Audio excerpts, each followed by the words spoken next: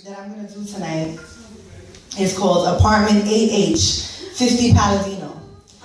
And that is in the projects in El Barrio.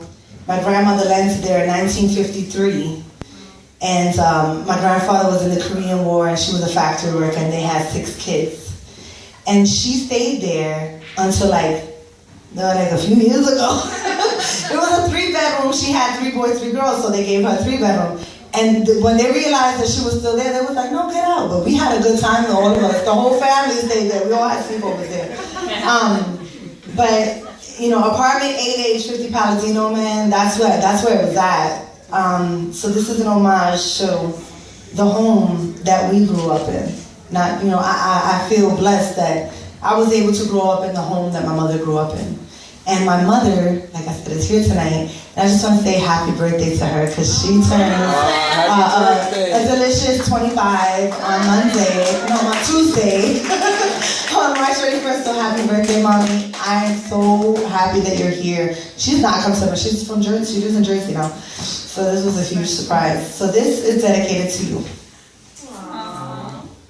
Mornings smelled like farina and fried eggs. Spilled over the edge of the plate one time, Theo got to play Boy Scout with my blisters. He popped them with a pin, ointmented them, and covered the boo-boo gently with a curita. Or maybe she just put toothpaste on it. I actually remember both happening. It smelled like pit bulls in his room, and green menta alcohol in hers, and thick chalky white toothpaste that stuck to the sides of the sink, and her favorite Maha soap in the bathroom. It looked like sunshine, dust beams, and chain link fences, playgrounds, basketball and handball courts, buildings as far as the eye could see, Empire State Building from La Sala, Taino Towers from the bedroom. Dolls and push toys and punching balloons for the cousins to hit instead of each other, translucent circle chips and colorful ink markers for bingo. It looked like rosy house dress with pearly oyster buttons and round soft belly to hug and rest upon while sitting on the sofa after breakfast.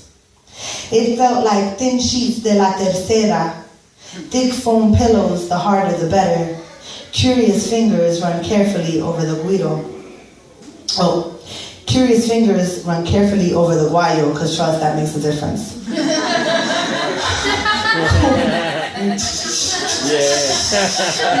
Pasteles time, babies. We all got our knuckles in that one.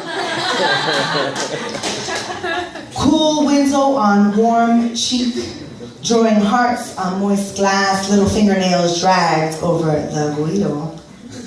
Pañitos con pledge to rub the coffee table shiny, and sobitos de Vicks, agua florida y besitos. Aching diggly tummies and bites from abuela porque ella no quiere carne de aquí ni de aquí. It felt like pure unconditional love doled out by a tough heart. It sounded like The Price is Right, sweeping the floors with no dustpan. 2 playing cards that had been swept up with dew. Dirty red heart queen and dusty black spady jack, and clack clack on the door knocker on the other side of which was always, who? And we were usually happy to see them. Soft, warm, pale, pink, nearly flat chanclas shuffled. It sounded like jibarito tunes about sisters and manicomios and claves and cuatros and salsa y merengues any time of the day. And there was always laughter, and I loved you. It tasted like aceitunas out of the jar, tocinas, pastelitos, and bacalaitos, and stacks of export soda crackers dumped in sweet café con leche, chunks of welfare cheese and pasta de guayaba, arroz con gandules, arroz con dulce, arroz con pollo, arroz con orejita y mi favorito, arroz con leche. Se quiere casar con una viuvita de la capital. It tasted like forever. I have 4 sons. My oldest one is 19. My second one was 13. And the last time I was 30 years old, I always said, I'm not gonna have any kids after 30. No. After 30, I'm not gonna have any kids.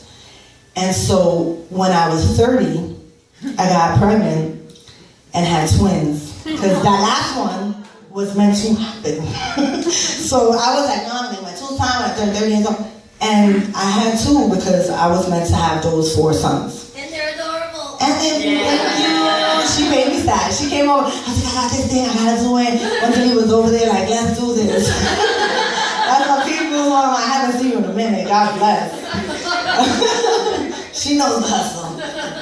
That's a true hustler. Once a lead. Did you see those bow ties? Yeah. Did you see? You gotta go through her Instagram. Her Instagram is now the who's who of what? Like, she got some fancy ass people wearing her bow ties. Above all, Questlove. That's my people. I love the roots. So, hello. We need to do some Questlove chilling. Alright. So, let me know. I will swipe cards at the next event. This piece is called The Matriarch. I carry deep within me a magic that is born of chemistry and miracles. The alchemy of man exploding within woman, grown to perfection and expelled only to be carried for the remainder of my life. I have cried out in pain from the rending of my bones as my hips shifted and repositioned to give way for safe passage of life, which has bloomed within me. I give all to those who would see God in me, asking just the respect that is due of this lifelong experience. I have made choices that no man has ever dreamt of pondering without ulcer medication or addiction to help escape the reality. To suffer in silence has been the gold standard since Eve was born. To show weakness is a disgrace. To complain is a travesty. Accept your lot. Revel in adversity. Thrive like a lotus. Rise from the mud. Be beautiful despite the pain. Strive to have it all and never let the sweat be seen. There will be those who question my competence because they saw a moment of weakness. Exhaustion turns raised voice and shaking fist, anger manifested after thousands of gentle details tended to with sacrifice known only to martyrs. And some battles will be lost when I am no longer fan favorite. No crowds roar my name as I sweat over meals to nourish and entertain. There is no applause when I kneel, mopping vomit with my hands.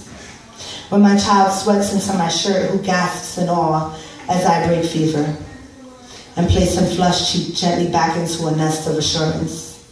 When he breathes easy, my nerves settle, allowing rest, awaiting his beckon, the sound he names me when he learns to press his lips together.